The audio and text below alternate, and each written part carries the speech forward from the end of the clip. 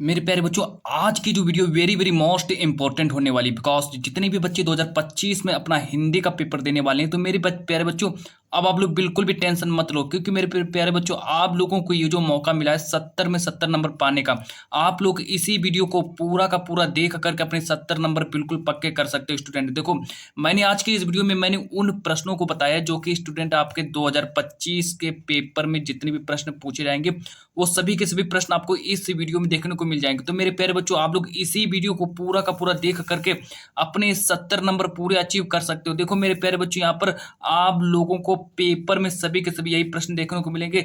जीवन परिचय हो गया आपका, 20 बहुविकल्पी प्रश्न हो गए और निबंध हो गया। सब कुछ मैं आज की इस वीडियो में मैं बताऊंगा। ठीक है स्टूडेंट, तो बने रहिए अंत तक, क्योंकि मेरे प्यारे बच्चों, मेरा टारगेट है सभी के सभी बच्चों को 95 प्लस नंबर दिलाना हिंदी में। ये मेरा प्यारे बच्चों टारगेट है, मेरा टारगेट है। चलो अब हम बात करते हैं वेरी वेरी मोस्ट इंपॉर्टेंट प्रश्नों के बारे में। सबसे पहले स्टूडेंट हम बात करेंगे कि आपके पेपर में स्टूडेंट क्या होगा कि इस बार 20 प्रश्न जो होंगे, 20 प्रश्न पूछे जाएंगे और 20 के 20 प्रश्न जो होंगे मेरे प्यारे बच्चों 20 नंबर के होंगे। तो सबसे पहले मैं आप लोगों को वो प्रश्न बताऊंगा जो कि 2025 बोर्ड परीक्षा में आपके पेपर में बहुविकल्पी प्रश्न पूछे जाएंगे। तो सबसे पहले आप लोग क्या करिए, अपने 20 नंबर पक्के करो। फिर मैं आप लोगों को जीवन परिचय, निबंध हो गया, गद्य पद्य हो गया, सब कुछ संस्कृत, सब कुछ बताने वाला हूँ आज की इस वीडियो में।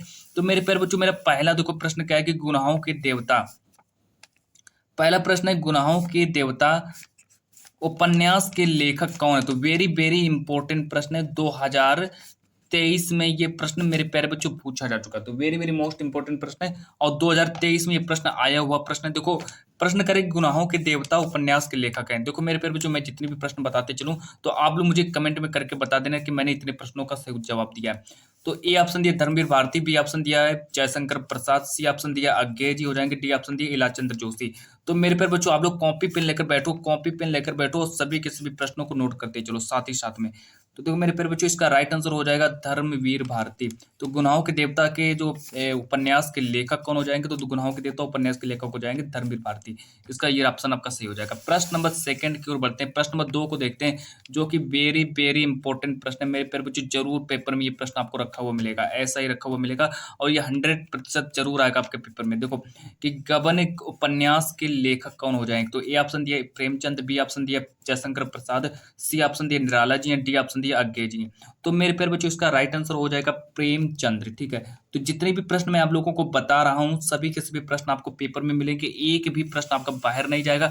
सब कुछ मेरे प्यारे बच्चों आपको इसी वीडियो से देखने को मिल जाएगा, कुछ भी आप लोगों का बाहर नहीं जाने वाला है। जितना मैं आज के इस वीडियो में मैं आप लोगों को पढ़ा दूं, सिर्फ उतना ही पढ़कर चले जाओ, सब कुछ वही आएगा। देखो, रेणुका और हुंकार किस विधा की रचना है। मेरे प्यारे बच्चों, वेरी वेरी मोस्ट इंपोर्टेंट प्रश्न है कि रेणुका और हुंकार किस विधा की रचना है। देखो चार ऑप्शन देख लो क्या क्या है। ए ऑप्शन दिया आत्मकथा है, बी ऑप्शन दिया जीवनी है, सी ऑप्शन दिया कहानी है, डी ऑप्शन दिया काव्य है।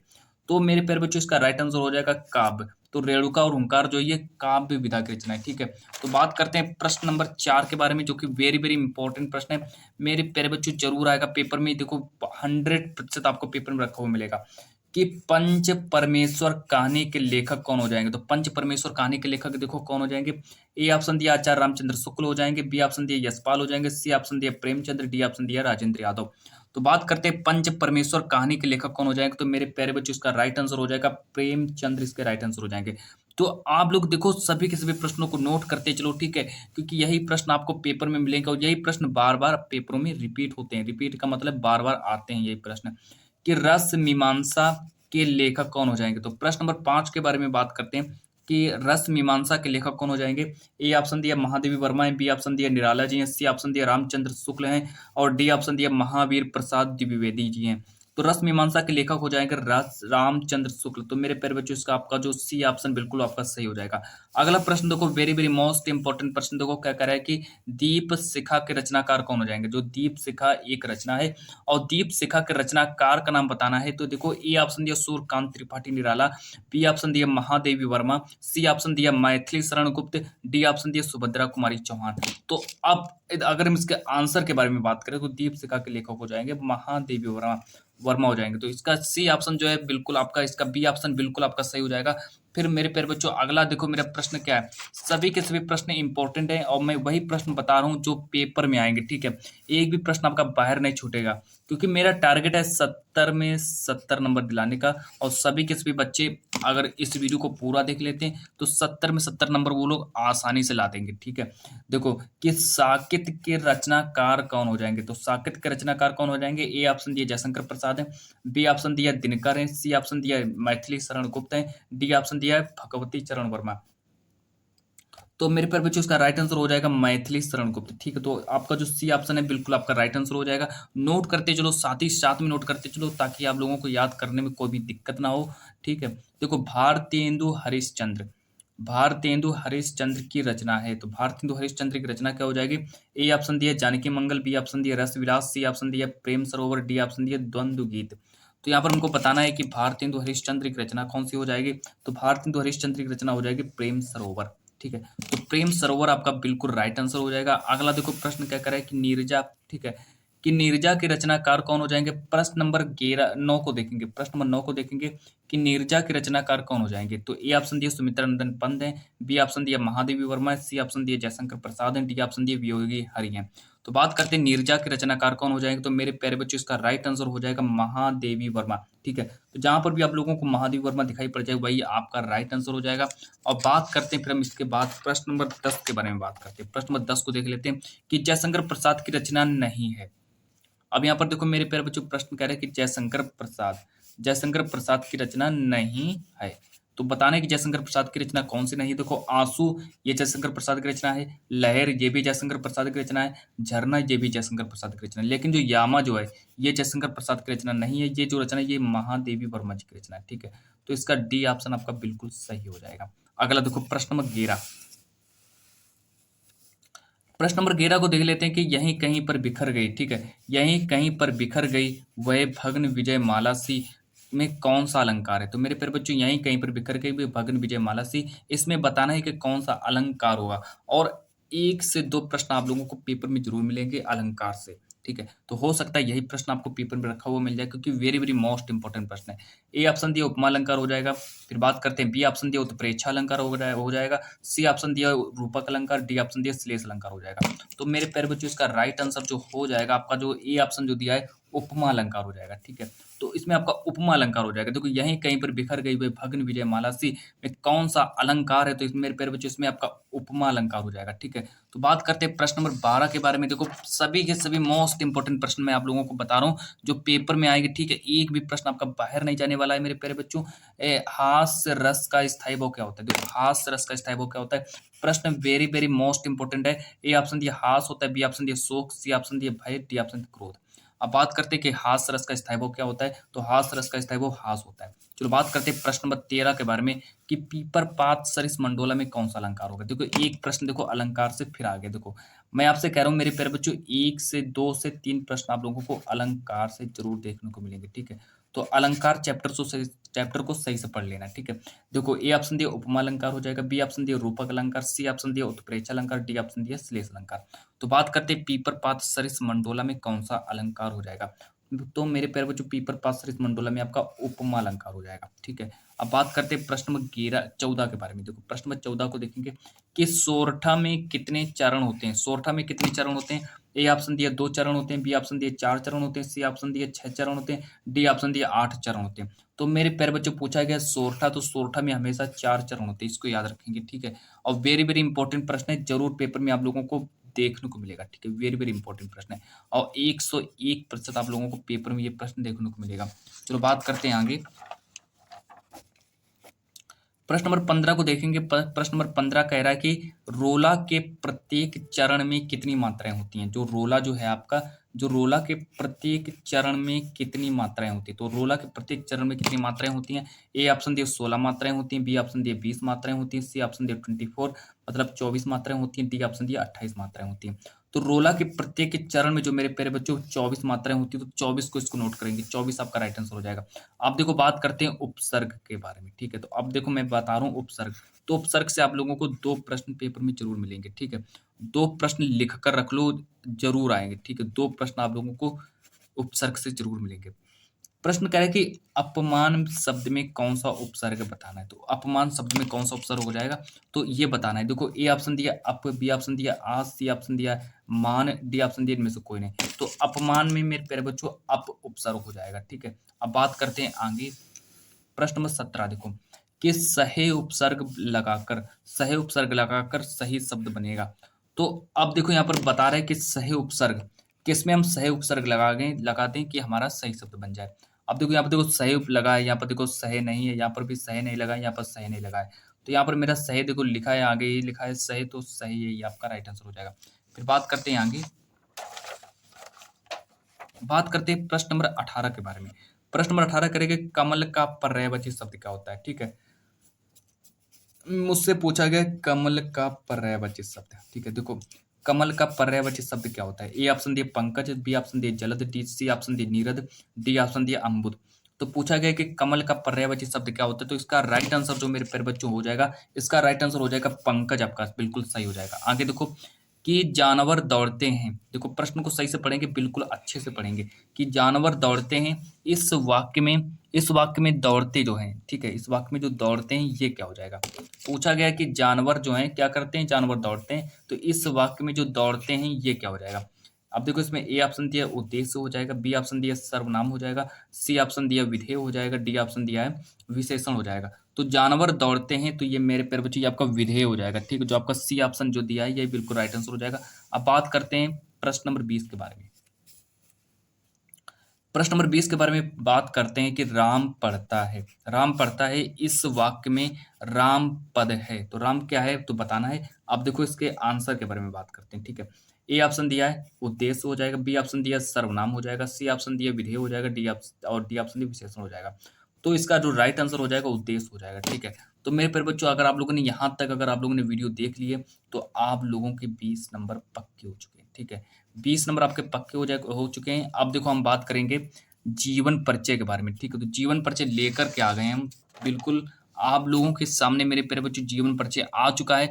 तो आप देखो जीवन परिचय आ गया है, तो आप लोगों को क्या करना है, जीवन परिचय कैसे लिखना है। ठीक है, तो जीवन परिचय लिखने की ट्रिक देखो मेरे प्यारे बच्चों, जीवन परिचय लिखने की ट्रिक। ठीक है, वैसे तो जीवन परिचय सभी के सभी बच्चे लिख लेते हैं। ठीक है, सभी बच्चों को जीवन परिचय लिखना आता होगा, लेकिन ठीक है, लेकिन यहाँ पर बात है कि मैं देखो जीवन परिचय सभी लिख लेते हैं, लेकिन मैं ऐसी ट्रिक बताऊंगा कि एग्जामिनर आपको 10 में से 10 नंबर दे दे। ठीक है, तो वो ट्रिक मैं आप लोगों को बताने वाला हूँ। ठीक है, क्योंकि मेरा टारगेट है 70 में 70 नंबर लाने का, सभी के सभी बच्चों को 70 में 70 नंबर दिलाना है, यही मेरा टारगेट है।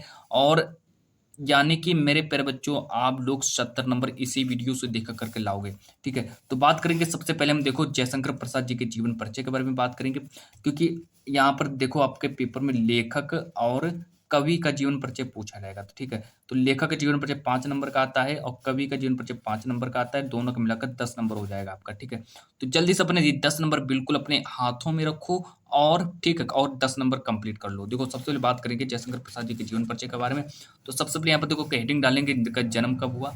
ठीक है मेरे प्यारे बच्चों, देखो इनका जन्म हुआ था 30 जनवरी 1889 को। बिल्कुल इसी तरीके से लिखेंगे जिस ट्रिक से मैंने लिखा है। अगर आप लोगों को 10 में से 10 नंबर चाहिए तो बिल्कुल यही ट्रिक आप लोगों को पेपर में फॉलो करनी है, और इस ट्रिक को फॉलो करके आप लोग अपने 10 नंबर अचीव कर सकते हो। ठीक है, क्योंकि आज की जो वीडियो है वेरी वेरी मोस्ट इंपॉर्टेंट होने वाली है। फिर बात करेंगे इनके जन्म स्थान के बारे में कि जयशंकर प्रसाद जी का जन्म कहाँ हुआ, तो इनका जन्म हुआ था काशी में। ठीक है, और आगे देखो बात करते हैं।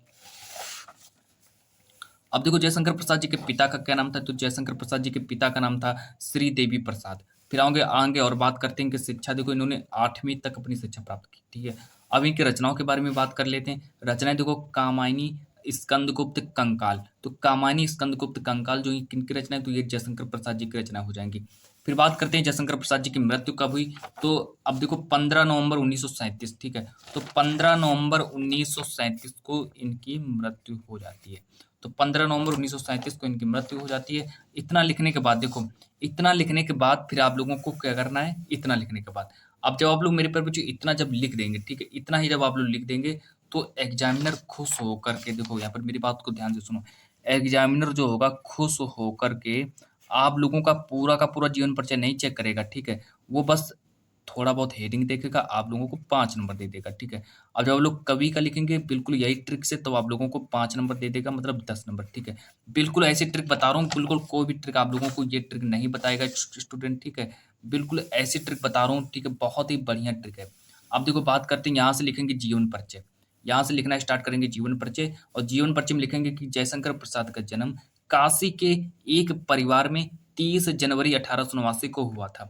तो जयशंकर प्रसाद जी का जन्म, तो जयशंकर प्रसाद जी का जन्म कहाँ हुआ? तो इनका जो जन्म हुआ था काशी के एक परिवार में 30 जनवरी 1889 को हुआ था। लिखते भी चलो साथ ही साथ में, इनके पिता देवी प्रसाद थे। आप देखो इनके पिता का क्या नाम था? तो इनके पिता का नाम देवी प्रसाद था। जयशंकर प्रसाद की शिक्षा का प्रारंभ घर पर ही हुआ। तो इनकी शिक्षा का प्रारंभ कहाँ हुआ?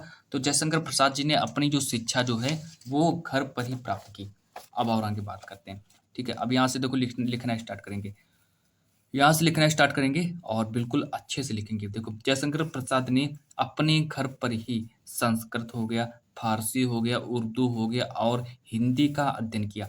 तो मेरे प्यारे बच्चों देखो जयशंकर प्रसाद जी ने घर पर ही, है ना, तो अपने घर पर ही इन्होंने देखो संस्कृत, फारसी, उर्दू और हिंदी का अध्ययन किया। यानी कि इन्होंने स्टूडेंट बाहर अपनी कोई पढ़ाई नहीं की है, इन्होंने अपने घर पर ही देखो इन्होंने बहुत ही अच्छे से पढ़ाई कर डाली है ना। और आगे बात करते हैं, देखो इन्होंने अपना नाम भी लिखाया, जो कॉलेज का नाम क्या था? क्वींस कॉलेज, ठीक है। क्वींस कॉलेज में इन्होंने अपना नाम लिखाया। तो कुछ समय बाद जयशंकर प्रसाद ने अपना नाम, ठीक है, कुछ समय बाद जयशंकर प्रसाद ने अपना नाम क्वींस कॉलेज में लिखाया, किंतु वहां 8वीं तक ही पढ़ाई कर पाए, ठीक है। क्वींस कॉलेज में इन्होंने अपना नाम तो लिखाया, लेकिन ये ज़्यादा पढ़ नहीं पाए, और यानी कि ये कक्षा 8 तक ही वहां पर पढ़ पाए। फिर देखो आगे क्या होता है कि 12 वर्ष की अल्पायु में इनके पिता का देहांत हो जाता है। तो जब जयशंकर प्रसाद जी की जब उम्र 12 वर्ष की होती है, तो इनके पिता का देहांत हो जाता है। और आगे देखो बात करते हैं, अब यहाँ पर देखो यक्ष्मा, यानी कि जिसको हम टीबी कहते हैं, यक्ष्मा टीबी का कारण प्रसाद जी का देहांत 15 नवंबर 1937 को हो गया। इतना सब कुछ लिखने के बाद फिर आप लोगों को क्या करना है, यहाँ पर रचनाएं लिखनी है। देखो रचनाओं में आप लोगों को क्या गलतियां नहीं करनी है।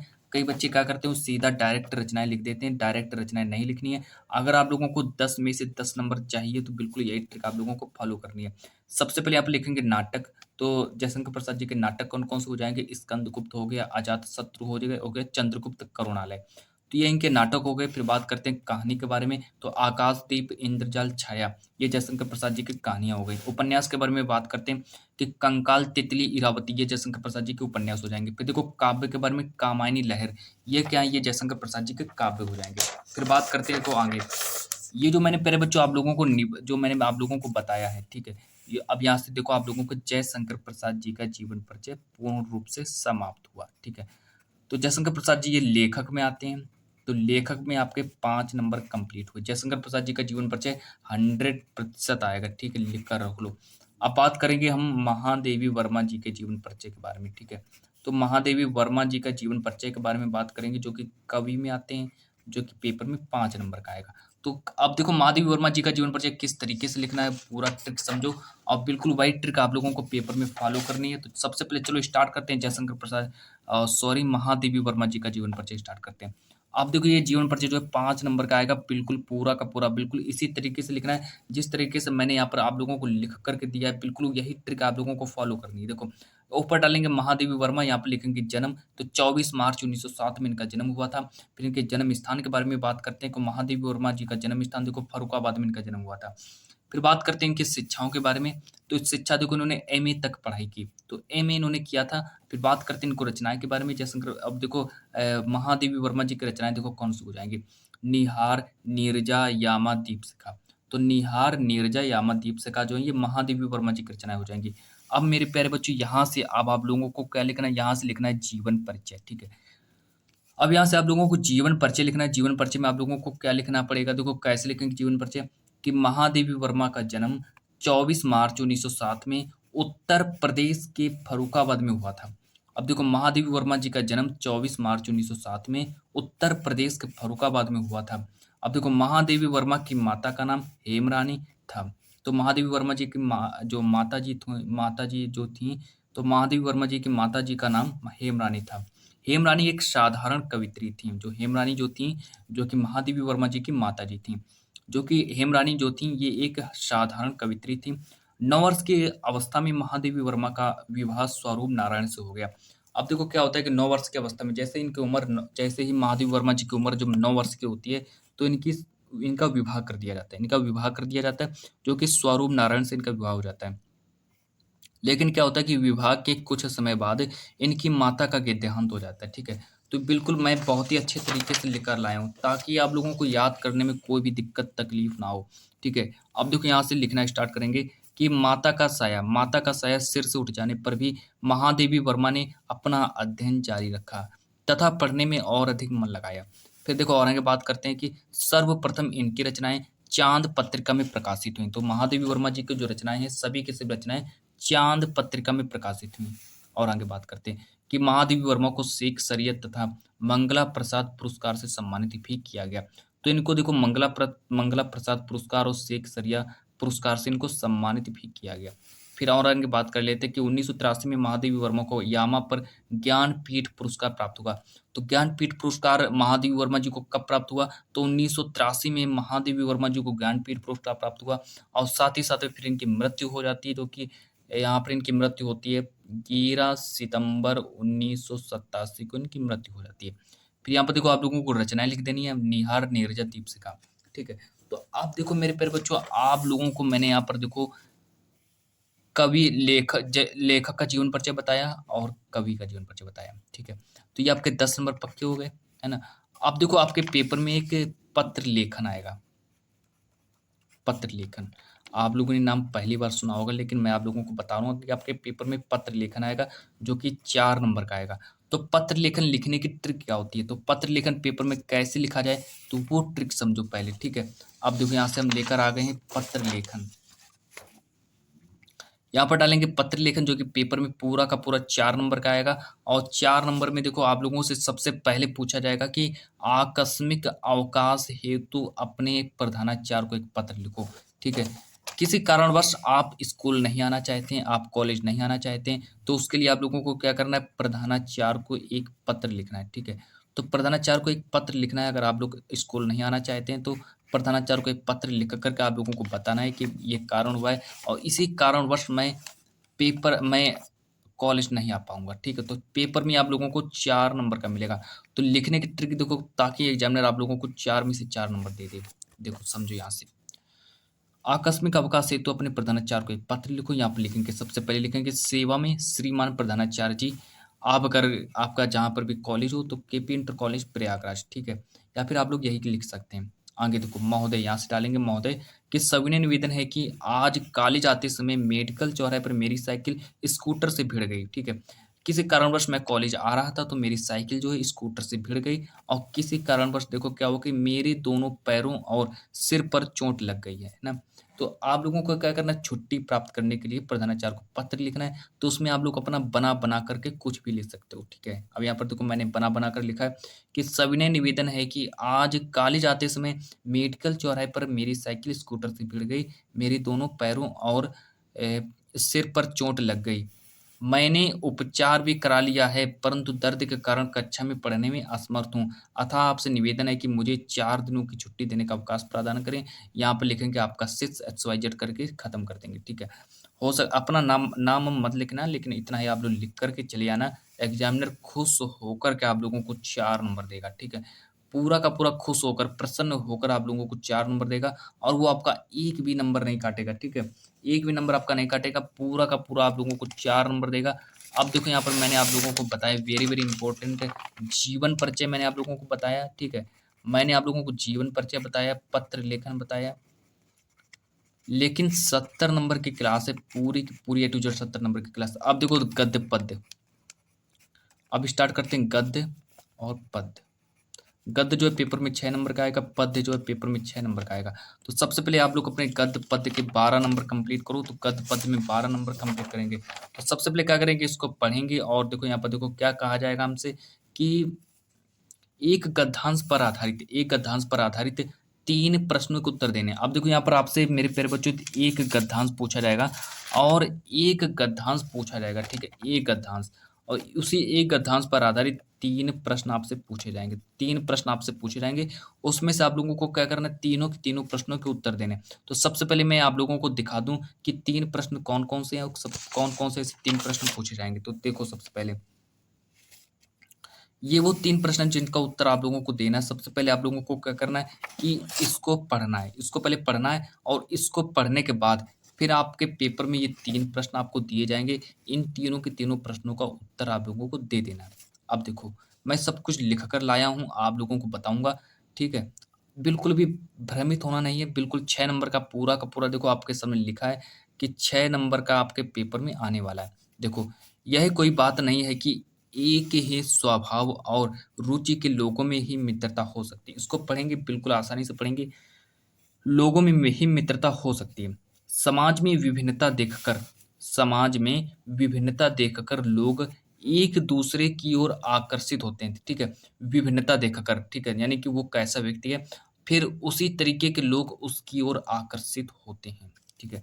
तो यहाँ से लिखेंगे कि समाज में विभिन्नता देखकर लोग एक दूसरे की ओर आकर्षित होते हैं। जो गुण हम में नहीं हैं, हम चाहते हैं कि कोई ऐसा मित्र मिले जिसमें वे गुण हों। चिंताशील मनुष्य प्रफुल्लित चित्त का साथ ढूँढता है, निर्बल बलि का धीर उत्साही का, ठीक है? तो इतना आप लोगों को पढ़ लेना है। इतना पढ़ने के बाद फिर आप लोगों के पेपर में 3 प्रश्न आएँगे जो कि इस तरीके से दिए जाएँगे। तो मैं इन तीनों, अब देखो पहला देखो प्रश्न क्या है कि गद्यांश का संदर्भ लिखना है। गद्यांश का संदर्भ लिखना जो कि पेपर में 2 नंबर का आएगा। फिर देखो, रेखांकित अंश की व्याख्या करो जो कि पेपर में 2 नंबर का आएगा। व्यक्ति एक दूसरे की ओर क्या देखकर आकर्षित होते हैं, पेपर में 2 नंबर का आएगा। तो ये 3 प्रश्नों का जब आप लोग जवाब दे देंगे तो आप लोगों को पूरा का पूरा 70, पूरा का पूरा 6 नंबर दे दिया जाएगा। चलो बात करते हैं इसके बारे में। तो मेरा देखो पहला प्रश्न है संदर्भ लिखो। तो देखो सबसे पहले मैं आप लोगों को संदर्भ लिखवाने जा रहा हूँ, तो ठीक है? तो संदर्भ, गद्यांश का संदर्भ कैसे लिखना, तो वो ट्रिक समझो। संदर्भ लिखने की ट्रिक देखो, यहाँ से लिखेंगे क्या, यहाँ से लिखेंगे संदर्भ। प्रस्तुत गद्यांश हमारी पाठ्य पुस्तक हिंदी के गद्य खंड में संकलित मित्रता नामक पाठ से लिया गया है। इसके लेखक आचार्य रामचंद्र शुक्ल हैं। इतना लिखने के बाद मेरे प्यारे बच्चों आप लोगों का 2 नंबर पक्का हो गया, ठीक है? 2 नंबर आप लोगों का पक्का हो गया है। आप देखो यहाँ से बात करते हैं आगे कि रेखांकित अंश की व्याख्या करो। रेखांकित अंश की व्याख्या करो। अब देखो रेखांकित अंश की व्याख्या कैसे करनी है, पूरा का पूरा समझो यहाँ पर, यहाँ से समझो, ठीक है? तो पूरी की पूरी उसकी हम व्याख्या भी लिख कर लाएँ, तो व्याख्या पूरी की पूरी व्याख्या समझो। अगर आप लोगों को इतना, अगर आप लोगों को नहीं समझ में आए तो हम आप लोगों को ट्रिक भी बताने वाले हैं कि किस ट्रिक का प्रयोग करके आप लोगों को अगर व्याख्या नहीं याद है तो कैसे आप लोगों को व्याख्या लिखनी है, तो वो ट्रिक भी मैं आप लोगों को बताने वाला हूँ। देखो यहाँ से लिखेंगे प्रस्तुत गद्यांश में आचार्य रामचंद्र शुक्ल कहते हैं कि मित्रता के लिए, यहाँ पर सॉरी, यहाँ पर डबल बार हो गया, मित्रता के लिए। तो आप लोग एक ही को पढ़ेंगे, ठीक है? आप लोग इतना लिख लो, इसको आप लोग काट देंगे और क्योंकि यहाँ पर डबल बार हो गया है। कहते हैं कि मित्रता के लिए स्वभाव और समान रुचि वाले लोगों में ही मित्रता हो सकती है। इतना देखो लिखेंगे, ठीक है? मित्रता हो सकती है। आगे देखो, कुछ लोग सोचते हैं कि समान रुचि और समान स्वभाव और समान रुचि वालों में ही मित्रता हो सकती है। यह उचित नहीं है, ठीक है? यह उचित नहीं है। अब देखो यहाँ से बात करते हैं और आगे, यहाँ से और आगे बात करते हैं कि लोग विभिन्नता देखकर, ठीक है? लोग विभिन्नता देखकर भी एक दूसरे की ओर आकर्षित होते हैं। जैसे दुर्बल व्यक्ति उत्साही बलवान की तरफ, जो दुर्बल व्यक्ति जो होता है वो उत्साही और बलवान व्यक्ति की तरफ आकर्षित होता है। जो बलवान जो व्यक्ति होता है बलवान की तरफ, जो दुखी व्यक्ति जो होता है वो प्रसन्नचित्त व्यक्ति की तरफ आकर्षित होता है, ठीक है? ये आप लोगों का क्या हुआ, ये आप लोगों का व्याख्या हुई, ठीक है? ये आप लोगों का रेखांकित अंश की व्याख्या पूर्ण रूप से कंप्लीट हुई। अब जो मेरा तीसरा जो प्रश्न है, तीसरा प्रश्न जो हमसे कह रहा है कि यहाँ पर कह रहा है कि व्यक्ति एक दूसरे की ओर क्या देखकर आकर्षित होते हैं, ठीक है? तो ये प्रश्न अगर आप लोगों ने गद्यांश को सही से पढ़ा होगा तो वहाँ पर आप लोगों ने समझ भी लिया होगा कि क्या इसका आंसर हो सकता है, ठीक है? अब देखो यहाँ से बात करते हैं कि व्यक्ति एक दूसरे की ओर, ठीक है, विभिन्नता देखकर, मतलब वो कैसा व्यक्ति है, फिर उसी तरीके से लोग उसकी ओर आकर्षित होते हैं। तो व्यक्ति एक दूसरे की तरफ विभिन्नता देखकर आकर्षित होते हैं। इतना पढ़ने के बाद फिर देखो और आगे बात करते हैं। अब देखो यहाँ से बात करते हैं और आगे, ये आपका गद्यांश था, जो कि पेपर में 6 नंबर का आएगा। अब बात करेंगे वेरी वेरी इंपॉर्टेंट पद्यांश के बारे में, जो कि पेपर में 6 नंबर का आएगा। तो पद्यांश लिखने की ट्रिक पहले देखो क्या है, पद्यांश कौन सा पद्यांश आपके पेपर में आने वाला है। तो वो पहले पद्यांश देखो जो कि पेपर में आएगा, सीधा आपके पेपर में आएगा। अब देखो पद्यांश में कह रहा है कि पद्यांश पर आधारित 3 प्रश्नों के उत्तर दीजिए, ठीक है। गद्यांश पर आधारित 3 प्रश्नों के उत्तर दीजिए, जो कि मेरे प्यारे बच्चों आपके पेपर में 6 नंबर का आएगा, ठीक है, 6 नंबर का आएगा। आप समझो यहाँ से सबसे पहले इसको पढ़ेंगे कि चरण कमल बंदो हरिराई, चरण कमल बंदो हरिराई, जाकी कृपा पंगु गिरि लंघे, अंधे को सब कुछ दर्शाई। अब देखो आगे बात करते हैं कि बहिरो सुनय गूंग पुनि बोले, रंग चले सिर छत्र धराई। आप देखो और आगे बात करते हैं कि सूरदास स्वामी करुणा में बार बार बंधो तीं पाई। ये आप लोगों का पद्यांश हो गया, और इसी पद्यांश पर आधारित मेरे प्यारे बच्चों आप लोगों से पेपर में 3 प्रश्न पूछे जाएंगे। देखो 3 प्रश्न कौन कौन से हैं, जो कि इस तरीके से 3 प्रश्न पूछे जाएंगे। देखो पहला प्रश्न है पद्यांश का संदर्भ लिखो, दूसरा प्रश्न है रेखांकित अंश की व्याख्या करो, तीसरा प्रश्न है कि किसकी कृपा से लंगड़ा व्यक्ति पर्वत को भी लांग जाता है। मतलब पर्वत को लांग जाता है, फिर छलांग जाता है, कुछ भी आप लोग कह सकते हैं, मान सकते हैं। चलो बात करते हैं, अब हम इसको हल कराते हैं कि इसको किस तरीके से हल करेंगे। तो देखो सबसे पहले यहाँ पर देखो लिखेंगे, इसको हल भी करना स्टार्ट करेंगे। देखो सबसे पहले क्या है, संदर्भ। तो संदर्भ देखो इसको कैसे लिखेंगे, इसका पहले संदर्भ को समझेंगे, क्योंकि मेरा पहला ही प्रश्न है कि गद्यांश का संदर्भ लिखना है। देखो मेरा जो पहला प्रश्न है, मेरा पहला प्रश्न है कि गद्यांश का संदर्भ लिखो। अब देखो इसका संदर्भ कैसे लिखेंगे, यहाँ से संदर्भ लिखना स्टार्ट करेंगे। प्रस्तुत पद सूरदास द्वारा रचित सूर सागर से लिया गया है, इतना देखो लिखेंगे। अब मेरा दूसरा प्रश्न है कि रेखांकित अंश की व्याख्या करो, जो कि पेपर में 2 नंबर की आएगी, और संदर्भ अगर आप लोग लिख देते हैं तो 2 नंबर का संदर्भ आएगा। इतना आप लोगों का करना है, इतना काम आप लोगों को करना है। अब देखो और आगे बात करते हैं। अब रेखांकित अंश की व्याख्या जब आप लोग कर देंगे पूरा, तो आप लोगों को पूरा का पूरा 2 नंबर मिलेगा। देखो इसका देखो अब रेखांकित अंश की व्याख्या लिखना स्टार्ट करेंगे। मैं उस भगवान के चरणों की वंदना करता हूँ जिनकी कृपा से लंगड़ा व्यक्ति पर्वत को लांग जाता है, ठीक है, यानी कि पर्वत पर चढ़ जाता है, या फिर कह सकते हैं पर्वत को भी लांग जाता है। फिर से दोबारा पढ़ेंगे कि मैं उस भगवान के चरणों की वंदना करता हूँ जिनकी कृपा से लंगड़ा व्यक्ति पर्वत पर चढ़ जाता है। फिर देखो अगर यहाँ पर भगवान की कृपा हो जाती है तो अंधे को सब कुछ दिखाई देने लगता है, ठीक है। बहरा व्यक्ति सुनने लगता है, जो बहरा आदमी जो होता है वो सुनने लगता है, और जो गूंगा आदमी जो होता है वो क्या करता है, गूंगा आदमी जो होता है वो बोलने लगता है, और निर्धन आदमी सिर पर छत लेकर धारण करके चलने लगता है। इतना आप लोगों को लिखना है। अब देखो तीसरा प्रश्न देखो क्या है कि किसकी कृपा से लंगड़ा व्यक्ति अपना पर्वत को भी लांग जाता है। तो इसको समझेंगे कि किसकी कृपा से। अब देखो यहाँ से बात करेंगे कि जब ईश्वर की जब कृपा होती है तो लंगड़ा व्यक्ति क्या करता है, पर्वत को लांग जाता है। इतना आप लोगों को लिखना है, ठीक है। इतना लिखने के बाद जस्ट आप यहाँ से देखो आप लोगों का पूर्ण रूप से समाप्त होता है पद्यांश, ठीक है। तो यहाँ से आप लोगों का पूर्ण रूप से पद्यांश जो है पूरा का पूरा कंप्लीट हो चुका है। अब बात करते हैं, अब यहाँ से देखो अब हम बात करेंगे संस्कृत के बारे में।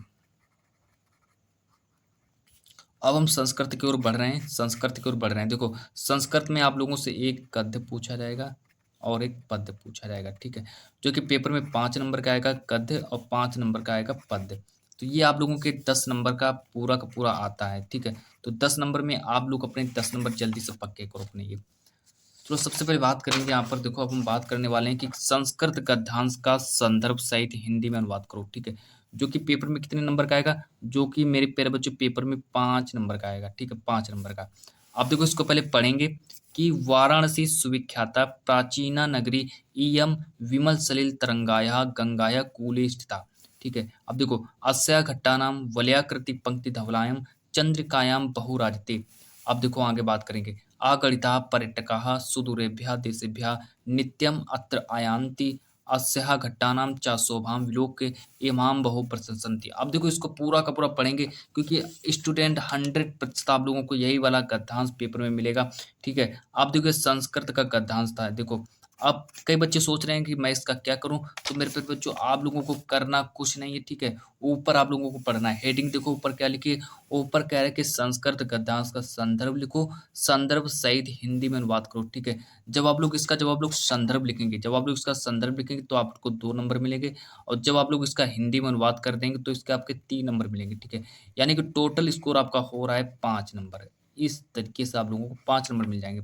तो सबसे पहले मैं आप लोगों को इसका संदर्भ लिखवाने वाला हूँ। तो संदर्भ देखो कैसे लिखेंगे इसका, तो अब मैं आप लोगों को इसका संदर्भ लिखवाने जा रहा हूँ। देखो संदर्भ कैसे लिखेंगे, संदर्भ देखो लिखने की ट्रिक समझो कि प्रस्तुत संस्कृत गद्यांश हमारी पाठ्य पुस्तक हिंदी के संस्कृत खंड के वाराणसी नामक पाठ से लिया गया। इतना आप लोगों को लिखना है, ठीक है, इतना करना है, तब एग्जामिनर आप लोगों को 2 नंबर देगा। अगर आप लोग इसका हिंदी में अनुवाद अगर गलती से भी आ रहा, अगर आप लोगों ने इसका हिंदी में अनुवाद कर दिया, तो आप लोगों को एग्जामिनर क्या करेगा, खुश होकर के 3 नंबर देगा। ठीक है, 3 नंबर ये और 2 नंबर संदर्भ के, तो 5 नंबर आपके हो जाएंगे। देखो वाराणसी बहुत प्रसिद्ध प्राचीन नगरी है। यह एक साफ जल वाली गंगा के किनारे स्थित है।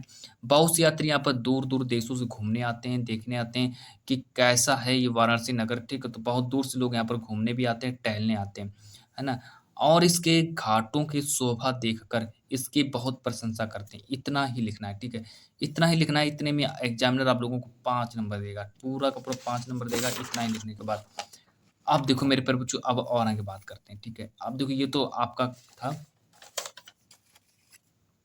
ये आपका संस्कृत का गद्यांश था, ठीक है, तो ये आप लोगों का संस्कृत का गद्यांश था। अब बात करेंगे संस्कृत के पद्यांश के बारे में, ठीक है, पद्यांश। तो पद्यांश आपका पेपर में 5 नंबर का पद्यांश आएगा। तो सबसे पहले चलो पक्के करो अपने 5 नंबर ये। सबसे पहले क्या करेंगे, उसको पढ़ेंगे कि मरणम मंगलम यत्र विभूतिश्च विभूषणाम कौपीनम यत्र कौशेयम सा काशी केन्मीयते। इतना पढ़ेंगे। और हालांकि ये 5 नंबर का पेपर में आएगा, जो कि यहाँ पर लिखा भी है कि 5 नंबर का आप लोगों के पेपर में पूछा जाएगा। अब देखो सबसे पहले क्या करेंगे, उसको पढ़, आप लोगों ने पढ़ तो लिया ही होगा, इसका पहले संदर्भ लिखेंगे। संदर्भ देखो कैसे लिखेंगे, प्रस्तुत श्लोक हमारी पाठ्य पुस्तक हिंदी के संस्कृत खंड के वाराणसी नामक पाठ से लिया गया है। और आगे बात करेंगे इसका हिंदी में अनुवाद देखो कैसे करते हैं कि जहां पर मरना भी कल्याणकारी है, जहां पर मरना भी कल्याणकारी है, इतना लिखेंगे। और जहां भस्म भी आभूषण, जहां भस्म भी आभूषण हो जाए, जहां कौपीन भी रेशमी होती है, उस काशी को किससे से मापा जाता है। इतना देखो आप लोगों का हिंदी में अनुवाद करना है। इसको देखो सही से पढ़ लो। आप लोगों को थोड़ा कठिन लग रहा होगा, लेकिन कठिन नहीं, जब आप लोग इसको 2 से 3 बार पढ़ लेंगे तो आप लोगों को सरल लगने लगेगा। अब देखो और आगे बात करते हैं। अब यहाँ से और आगे बात करते हैं कि आपके पेपर में श्लोक पूछा जाएगा, ठीक है। देखो श्लोक पूछा जाएगा आपके पेपर में, जो कि इस बार 2 नंबर का श्लोक आएगा। तो 2 नंबर का श्लोक आएगा, तो आप लोग कोई भी अपना श्लोक याद कर लें, जो कि 2 से 3 आप लोग श्लोक याद कर लो, ठीक है, 2 से 3 श्लोक याद कर लो, जो कि हमेशा जो कि पेपर में 2 नंबर का आएगा। अब देखो निबंध में देखो आप लोग क्या, निबंध भी आपके पेपर में एक आएगा। तो निबंध में आप लोग क्या करो कि विज्ञान, ये वाला निबंध तैयार कर लो, विज्ञान वरदान, विज्ञान वरदान या अभिशाप, अभिशाप इसको या तैयार करो, ठीक है, विज्ञान वरदान या अभिशाप इसको तैयार करो। फिर देखो आप लोग आतंकवाद की समस्या, ठीक है, आतंकवाद, आतंकवाद पर निबंध तैयार करो। और बेरोजगारी पर भी निबंध तैयार करो, ठीक है। जितने मैं निबंध आप लोगों को बताते जाऊं उतने निबंध तैयार कर लो, बस यहीं से एक मिल जाएगा। बेरोजगारी पर निबंध तैयार करो। और बस इतने ही इंपॉर्टेंट है, आप लोग 3 निबंध तैयार करके चले जाओ, 3 ही निबंध इंपॉर्टेंट है, यहीं से आप लोगों के पेपर में निबंध आएंगे। तो चलो जब तक के लिए आज की इस वीडियो को इतना ही रखते हैं, मिलते हैं नेक्स्ट वीडियो के साथ।